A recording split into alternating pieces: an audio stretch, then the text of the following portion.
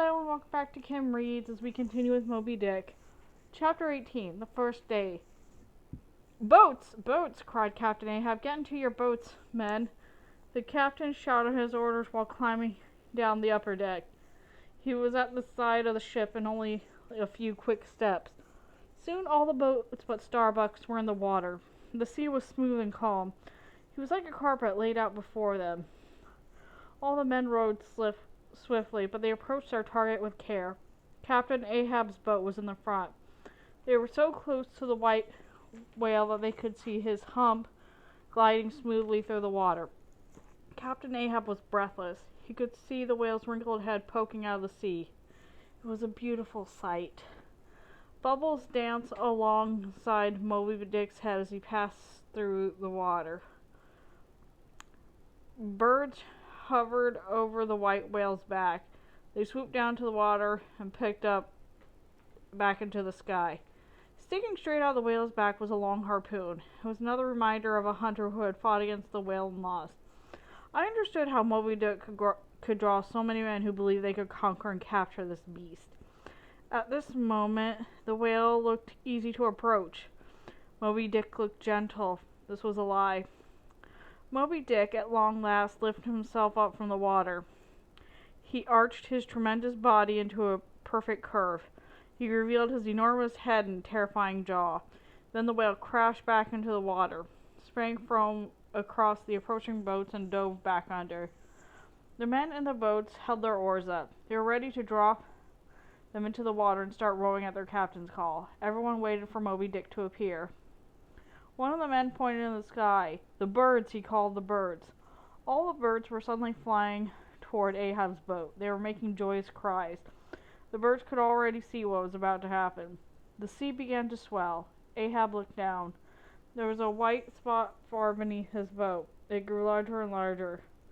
The white spot became a giant mess beneath the boat. It turned to the side and showed two terrifying rows of teeth to Ahab. It was Moby Dick rising from the bottom. His mouth was open. He was preparing to swallow Ahab's boat. Ahab grabbed an oar from one of the men and quickly turned the vessel. He then made his way to the front, picked up the harpoon, and took his position. He told his men to get ready. They should start rowing at his command. The move should have put them beside the whale's head when he reached the surface.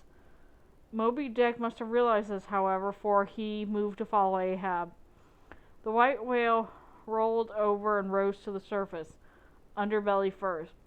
His mouth was open wide. His lower jaw rose over the boat, and Moby Dick tried to bite down. One of his teeth barely missed Ahab as it was clamped into one end of the boat. The white whale held it tightly in his mouth, then shook it like a cat would shake a mouse. Then the men tried to escape his jaws by moving to one end of the boat. That is, all the men except Ahab. He kept his spot at the front. The men could not go very far, though. The boat was small, especially when compared with the whale's enormous jaw. The men tried to hit him with oars and harpoons. It was impossible to get a good shot. They could not reach around his jaw. Too much of the boat was in the whale now. Their boat was starting to break up around them. Ahab used oars and the harpoon to stab at the whale. He beat with all his fury,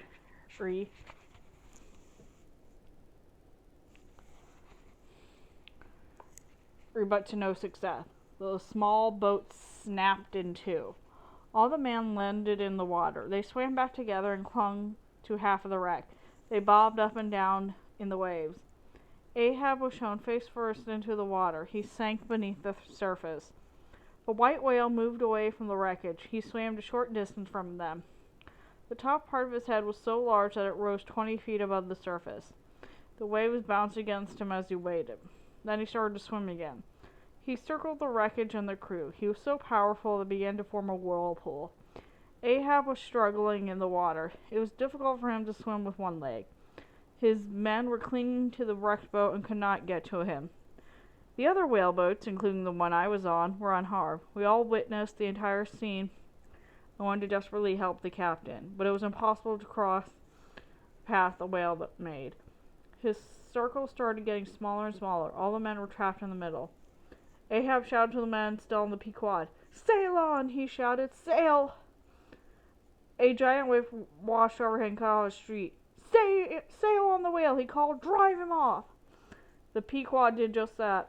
She sailed into the whale's circular path and cut him off. Moby Dick swam away, and the whales moved into the rescue. Stubbs dragged Captain Ahab onto his boat. My boat had already arrived back at the Pequod. Queequeg and I leaned on the railing of the ship to watch Ahab's rescue.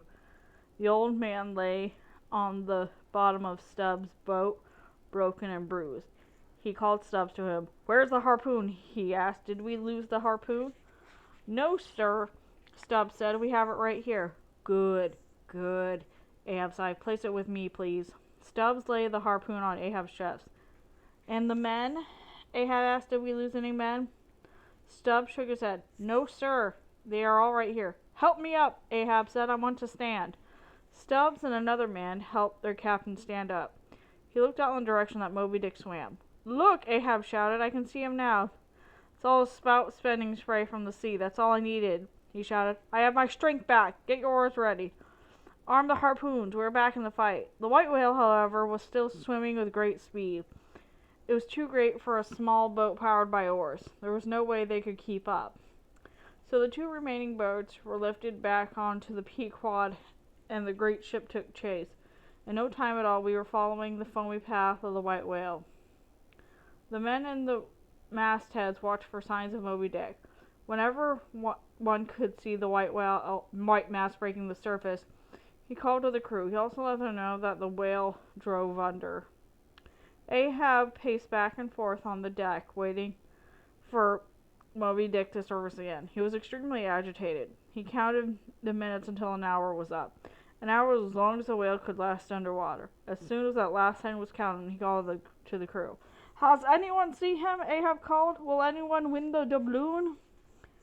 When the answer came back as a no, Ahab became more depressed. He would not leave the deck. He stared into the water, waiting for some kind of sign. The waiting continued through the night and into the next day. That's it for that chapter. See you later.